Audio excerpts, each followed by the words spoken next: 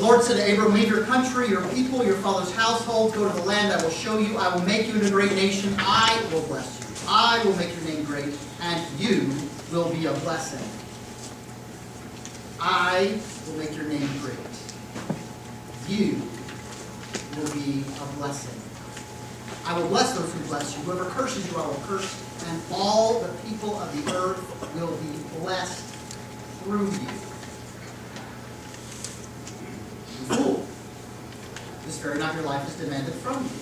Then who will get what you have prepared for yourself? This is how it will be with anyone who stores up things for himself, but is not rich towards God.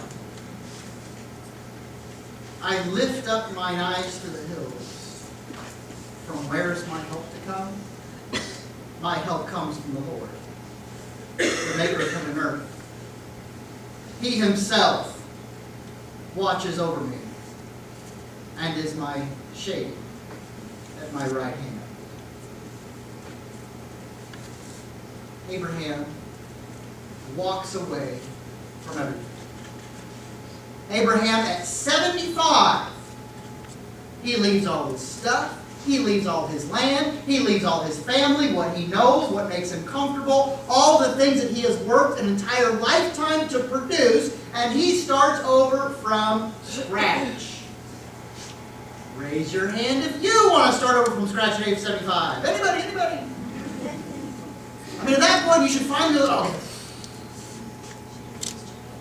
And out of obedience to the Lord, Abraham clings not to his possessions and his stuff, his comfort and his way of life. He's willing to give it all behind. The Lord calls him out of his home. And Abraham says, I will go. This is reckoned to him as righteousness. And all the world will be blessed through him. He's not only blessed for his obedience, all the world will be blessed through his obedience as well. The rich fool is granted good things, a good crop, an abundance of possessions. He thinks he has it made. He thinks he's on easy street. Tear it all down, build it even bigger, build it even higher. This is awesome. I'm going to kick my feet up and just relax. I have done so well. Look at what my hands have wrought. And now I enjoy, except I just died. Then it's too late and it's all gone. And not only is he not blessed through his possessions, maybe nobody else will be either. They're all gone. It comes and it goes, and all of those things are gone. So it will be for those who are rich in stuff.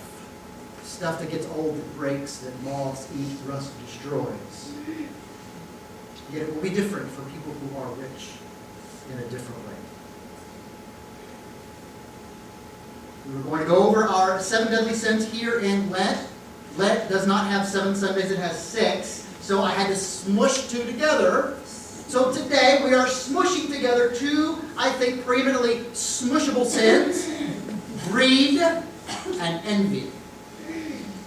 Greed and envy work together because they take that fundamental sin of pride and they work themselves out in very similar ways. We started off our 7 deadly sins with pride. That ungrateful, idolatrous nature of man that says, I am in the center of every story. Not just my own, but yours as well. I am the center with my priorities, my wants, my perspective, my life. I am frankly the center of my own universe. Who sits on the throne of my heart? Me, me, me. Mine, mine, mine. I. Pride, pride, pride. And ingratitude and idolatry through the work of pride go hand in hand. We work out now that idolatrous worship of self in our next 2 sins, greed and envy. Now, the ancients would describe some of the ways that we are put together and some of the ways we operate within this natural world through our appetites and through our passions. Our appetites are our inclinations, things that we are inclined to seek out or to want or to possess. Now, appetites in and of themselves are neutral. They are a tool of how we as creatures operate within the created world. We perceive a good and we want it. We go out for it. We try to acquire it or possess it. Passions are those appetites then of things that we perceive as a good that are so important that that desire is sharp, fierce almost. It burns with a sense of hunger. It's not then the appetite or the passion that is wrong, so much as it is the object of those appetites or passions. Have we chosen that which we believe is good, but will ultimately break our hearts? To have a hunger for the presence of God. To have a passion for serving His people. Good things. All right. Greed and envy, then, are where we allow our appetites to lead us astray. Where what we think is good is not. Or what we chase, we do so with a fervor, with a burning passion and hunger that inflates the good beyond what it can take, and it actually turns into something quite destructive. Greed, in its older language, a little more similar to its Latin root, avarice, meaning roughly to crave or hunger for something. That gnawing sense of need and not just want. And if you've ever been really, really hungry, I mean really, it's rumbling, it's almost making you feel sick to your stomach. You are so hungry. It's hard to think about anything else, right? It's hard to even concentrate on what's going around. You just need to make it stop. I need to stick something in my belly and quiet this down. It's driving me nuts. That craving and that hunger. How is it directed? Greed is trying to take the things of this world, in and of themselves, good and gracious gifts, but make them so important they cannot support the importance and priority that we're placing on them. Typically material things, possessions. A hunger then not of our stomachs, but a hunger of our hearts and of our spirits. We can't even think, we can't even concentrate because we're so hungry. We just need to cram stuff down, make it stop. The problem is, when we try to fill the bottomless pit of greed within a heart, we will find that no matter how much stuff we try to cram down in there, the pit never fills up. The darkness never gets lighter, and the hunger never stops. I need it, and more, and more, and more, and more, and there is never enough. There's never enough. There are people with possessions that it's difficult to conceive. More money that can be spent actively in a lifetime. People who still remain unhappy. They need more. They cram it down. It just keeps that of it. It doesn't stop. There is no point. Do you have a threshold? Do you have a line that you can cross and you can say, once I cross that line, done. I'm okay. Or could just a little more money help? Or could something just a little newer, something a little nicer, something a little more useful or practical, something a little prettier, something, it would be good, but isn't there always one more step that can be taken? And that points to a heart that finds ultimately a lack of satisfaction, a lack of contentment. Envy, related, but kind of different.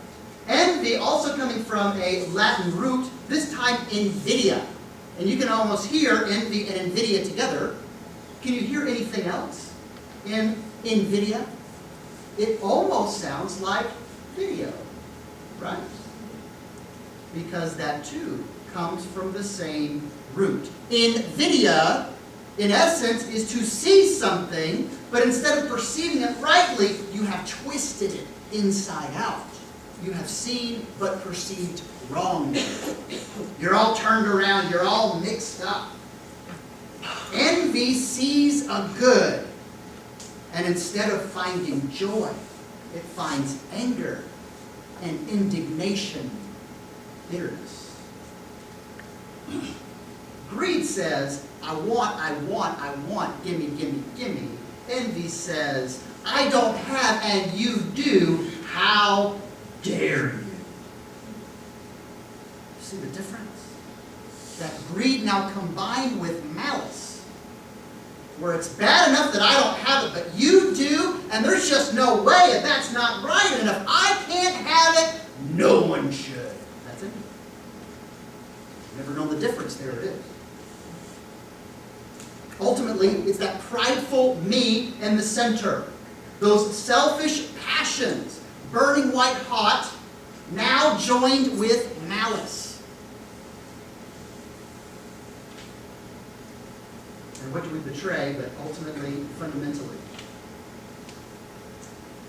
A lack of trust and a lack of content. Greed and envy both are distrust and discontent in God's holy provision. I have what I have through the merciful hand of God. I don't care. I need more. And He's not giving it to me, so I better grab it myself. God, you've made a mistake, so I better rectify it or else. It's up to me now, so I've got to grab, and I've got to want, and I've got to hunger, and greed can burn so hot within our souls. It's hard to concentrate on anything else. Gimme, I want. Envy. I don't trust in what I have. I don't trust in what I've been given. I don't trust that the Lord is my helper and my strength. He provides for me and cares for me. He provides and cares for others as He does for me. I see what they have and I know better. For I am supreme judge and arbiter of what everybody ought to have. If you didn't know that, I'm telling you now. I don't like what you have. You shouldn't deserve it. If I can't have it, nobody can. Because I know. I know because I'm the center of every story. I'm the center of your story. You are characters in my play. You are two-dimensional objects in my book. And I know. You are not a real person with real feelings, with a real life, with real experiences, and real hurts, and real hopes, and real consequences.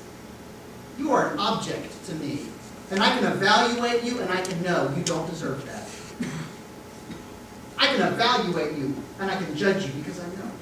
I ought to have that, not you. Envy, unlike greed, has the tendency then, with this sense of self as righteous judge over all, as the tyrannical me at the center of everyone else's story, to desire not just their material possessions, but the intangible ones as well. Greed might say, I need a beautiful new car. Envy might envy your car and say, you ought to not have such a nice car, it should be mine. It could also say, it's always so easy for him. Makes friends wherever he goes. It's always so easy for him. No matter what happens, he always lands on his feet. That ain't fair. It's so easy for him. Charmed life. Everything always works out. How dare you? Of the material and even the immaterial. But as the center of every story, yours included, envy and greed both set themselves up as an all-knowing judge who ought to have what and why. And again, what happens there when I am the center of your story, but you become an object to me? Not a real person. Not real feelings, not real consequences. You are either an object that can be evaluated and dismissed, or you become a rival that I must conquer and defeat. Objects and rivals, no longer real people, no longer neighbors who we are supposed to love and serve.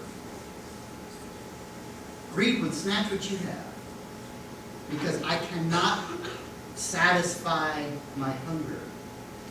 Envy would would cut off its own nose just on the off chance it might spite your face. Both of them pull ourselves away from others, pull ourselves away from the Lord, and set that focus right here with an insatiable hunger and a burning passion. I am the rightful judge of who should have what. I am the great I am, because I am. We don't tend to think in those terms. Very few of us probably are the sort of folks that make newspaper headlines of our amazing greed, the accumulation of our profound wealth, and stepping and crushing the lives of others. Again, when I start talking about sin, I cannot see into your hearts, but however dimly, I can see into mine. And I can say that some of these pictures, that's kind of not where my struggles are. I'm sort of a simple guy. You know? I'm just, me, and how dare you have a nice car. I mean, that's really not how I demonstrate my own weaknesses and my failings through envy and through greed. But they are there nonetheless. Just might be different than the people we see on TV, and it might even be different than you. But when I'm honest, I know I've been touched by these things. You look at my stuff, and it's kind of simple, and it's kind of old. My car has 285,000 miles on it. The one time I bought a pair of sunglasses more than $15, I was racked with guilt, and they broke like a week later. I mean, just look at how I dress. I am just not the guy for the finer things in life. Does that mean that I'm not greedy? No. We are mistaken if we think that greed or envy have anything to do with how much we have or do not have. It is not measured by our actions or lack thereof, because it is a condition of our heart. Rich people with more money than is good for them can be greedy and envious. Poor people who have nothing can be greedy and envious. For me, where is that distrust and discontent in God's provision? I will say, for whatever excuse this is, that I come by it honest. I come from a family of pack rats. All you have to do is go look in my office. Go look in corners of the church. Go look on my dresser in my room and find piles of stuff. Make piles. I keep things around. I can fix that. I'll find the later. Just in case. Oh, you never know. There is a hole that is inside of me. And I'm trying to fill it not with fun, fancy, expensive things. But I do try to fill it with stuff nonetheless. I try to protect myself. I take what ought to be good, thrift, prudence, savings, those are all good things. But then I turn it back in on myself, as though it's all up to me, and as though somehow, in some manner, If I can just keep enough stuff around, I can make sure personally that everything works out. I can fix that. I can save that. I can keep that. No one's going to be able to come and yell at me because I threw away the paper on accident. No one can come to me because that toy was broken and I never fixed it and they're going to cry. No one can come to me because I was responsible for something and I forgot to do it because I got rid of that thing or I threw away that paper. I didn't look at it close enough. I kept it all. It's all there. And it shows a lack of dependence on the Lord and a trust not in Him and what He has offered me and what He can do for me, but what I can do for myself, what I can make happen. I like to keep my options open. There's nothing inherently wrong with keeping your options open. But you know what it opens yourself up to? Greed and envy. Why? Because when you keep your options open, it very, very easily diverges from seeking wisdom and patience for a prudent decision, and it becomes the accumulation of possibilities. And I never want to pick one because I like the idea of having more. In essence, that's what greed, I want more. And it's not just the stuff. I like to keep my options open because when I make a decision, I lose those other ones. I want to keep them around. It makes me feel good. It makes me feel better. It makes me feel safer. Keep my options open and not make a decision. Sometimes even past the point when I need to make a decision, because keep my options open makes me feel in control. Because I can still choose what I want when I'm ready. And that's cramming stuff down a hole of the money for envy? Tell me. I'm talking about my heart. I'm not a guy who looks at the rich and famous and how dare they give it to me instead. So I'll tell you my envy. I wish I had a bigger church. I wish we were much bigger than we are. But it's not a slight on you. I'm just saying, I look at some of these places, some of these mega churches in particular. What does that guy have that I don't have? 15,000 people go. Are you serious? We fight and we scrap and we claw for 150, and you're telling me that they're 100 times more faithful, 100 times more theologically correct. He's 100 times better a preacher. There's 100 times better of music or programming. Makes me sick. I've talked to that guy. He's an idiot. I've been to that place. It's not right. And even if some of that indignation might indeed be righteous, that's not where this is coming from, and I'll admit that. I don't like to admit it, but it's true. It comes from something here that says, if I had more people, maybe I'd be more important. There is something good in a larger church and more opportunities for discipleship and more opportunities for growth and more opportunities for ministry and reaching out and building the kingdom, and yet there's a dark spot deep within that says me, mine. I want to be a big deal. I want to be a big deal. I want people to listen to me. I want to be an influencer. Not just what the Lord has granted me. I don't trust in that. I want more. And I am irritated at those who don't look like they deserve it. I work hard. I try my best. I don't think I'm without talent. Why them? It's not right. It's not fair. That's envy, pure and simple. Here's another one. This is one of my favorites. I say that with seriousness. It's not a good thing, but I'm saying I'm being honest. If you know this word, you'll understand exactly what I mean. If you don't know this word, you're going to learn it today. Schadenfreude. It is one of those awesome words from another language that English has no single word for. Schadenfreude, shameful joy. Shameful joy that says, ha, ha, ha, you got what you deserve.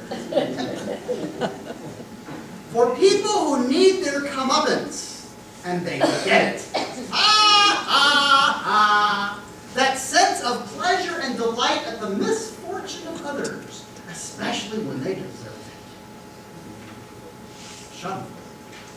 Now, I may not be somebody who, oh, told you so, but inside of my heart, no.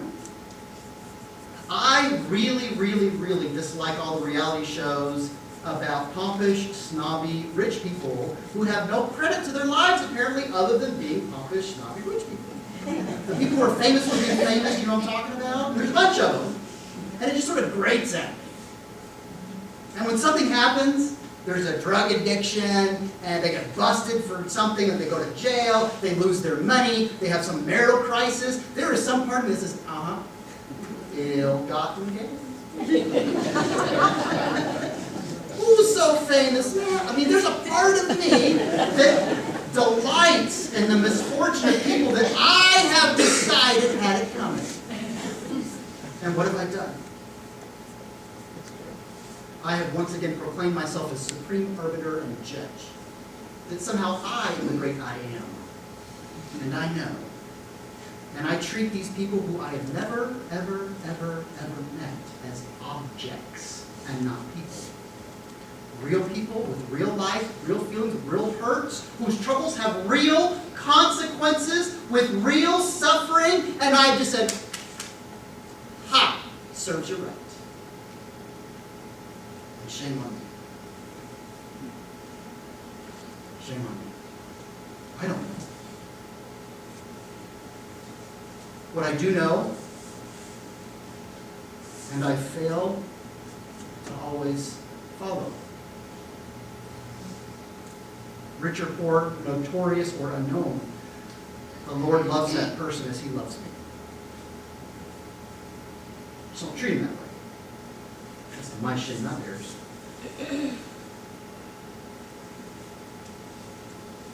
I see and I twist. That's the envy. That's the greed. Regardless of the specifics, you know, it doesn't have to be about the fancy car, nor does it have to be about the wanton celebrity. Whatever it is, that deep down inside of us that we lack and others have.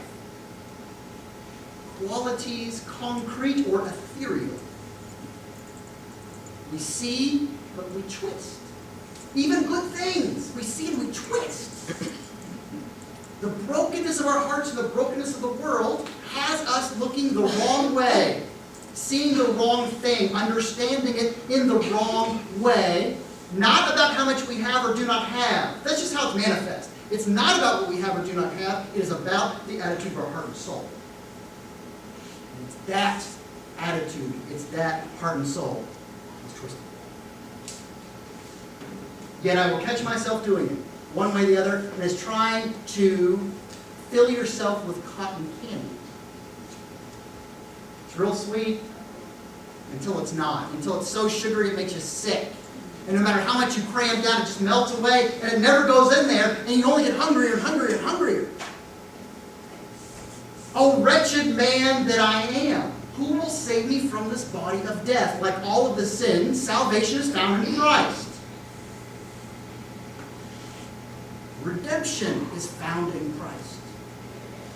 But even the answers for these specific failings, the big general ones that happen in the newspaper and on TV, and the ones that I indulge personally on a day-to-day basis. For Christ is not just my Savior, He is my example. Out of love, He gives that which is most precious. He doesn't hoard it to Himself. Out of love. He doesn't treat me as an object, but as a person. Those same people that I see and I try to judge are real people. And I am not the center of their story. He is. And He loves them no less than He loves me. So I need to be desiring God's best for them, whoever they might be. I don't know, and I can't understand. I cannot fathom the depths because I'm not the center of their story. But I can ask for, pray for, and desire their best. I just may not know what that looks like. And I cannot judge when it has been achieved. can try to commit, through the grace of God, to not treat you or them as objects, but as neighbors. Didn't somebody say we ought to love our neighbors ourselves? And that is what it means to be from the outside in. For Christ does not hoard, grab, or despise that which he did not have. But he gives. Right? He gives his very best. The blood of Christ, is it not precious? His grace, though freely given, is it not costly? He loves us, not when we're perfectly put together, but he loves us while we were yet sullen, while we were yet ungrateful, while we were yet rebellious. And he loves us first. He sacrifices first. He gives his own life for us first. When the center of your life is what you must have or what others must not, you are shackled and you are chained to your hungers, to your appetites, and to your passions. Because no matter how hard you cram, that will never be full. But if you have been freed by Christ, finally, you don't have to fight and scratch and claw for everything, because you know that when your eyes look unto the hills, you know who your help is. He is the maker of heaven and earth, and he can and will provide what you need. You're set free. Set free from those shackles. And finally, like him, free to give. Give in abundance, give in generosity, give in liberality, give in sacrifice. You are free to serve in humility, in charity, in devotion. And you are free, finally free to love. Because you're not characters in my story. You are loved uniquely, profoundly, and sacrificially by God Almighty himself, as are all of those people out there I ought to never dare to judge. And through him I can be free of my own stupidity and my own selfishness, and I can love them as I ought to, as myself, as Jesus does. For when we are freed by Christ, we are free to finally love, for we are free indeed. Hunger then not for the things that moth or rust consume and destroy. Hunger is good. Passion is good. But may it be for the things that truly last. Hunger and thirst for the righteousness of God. For then and only then will we be truly satisfied.